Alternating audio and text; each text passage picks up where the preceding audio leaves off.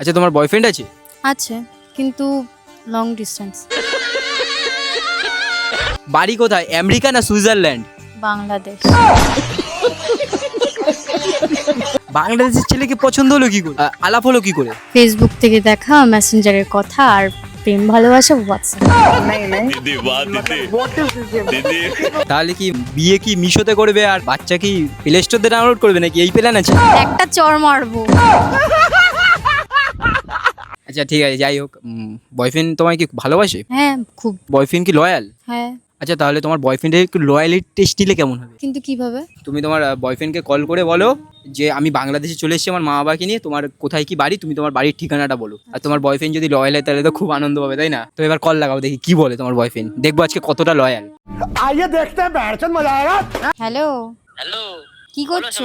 আরে তোমাকে আমি বলেছিলাম না হটনট এরকম ভাবে ফোন করবে না। আমি কোথায় থাকি না কোথায় থাকি বলো বলো। तो साला बहुत नीच आदमी रहे। তোমার বাড়ির ঠিকানাটা আমাকে একটু পাঠাও তো। বাড়ি তো আমার বাংলাদেশেই। হ্যাঁ, ঠিকানা দিয়ে কি করবা? আমি আমার বাবা মা নিয়ে তোমাদের ওখানে যাচ্ছি বিয়ের প্রস্তাব নিয়ে। কি? অলরেডি আমি বর্ডার ক্রস করে ফেলেছি, প্রায় চলে এসেছি। তুমি তোমার ঠিকানাটা পাঠাও, আমি যাচ্ছি। नाटक कम करो पियो। আমাকে আগে থেকে জানাবা না নাকি? তুমি হটনট করে আসলে তোমাকে আমি অ্যাড্রেস কি করে বলবো বলো? তোমাকে তো সারপ্রাইজ দিচ্ছি শোনো। না এরকম সারপ্রাইজ দিলে তো হয় না বলো। আমি কোথায় থাকি না কোথায় থাকি ঠিক আছে। তুমি এই কথাটা শুনে কোথায় খুশি হবে? তুমি আমার সাথে এরকম করে কেন ব্যবহার করছো? আমি এত টাকা খরচ করে আসলাম আর তুমি এরকম করছো আমার সাথে? কেন আমি কি খরচ করে তোমাকে আসতে বলেছি? রিটার্ন চলে যাও। দেখো তুমি তোমাকে ভালোবাসো।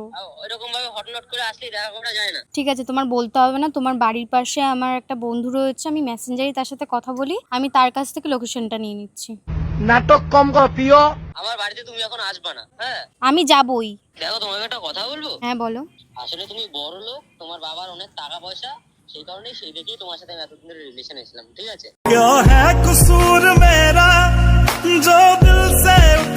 আমার বাড়িতে বউ বাচ্চা রয়েছে, তুমি আমারে ভুলে যাও। টাকা পয়সা তো আসবে আর যাবে, তুমি তাই বলে একটা মেয়ের মন এরকম ভাবে ভেঙে দিতে পারলে?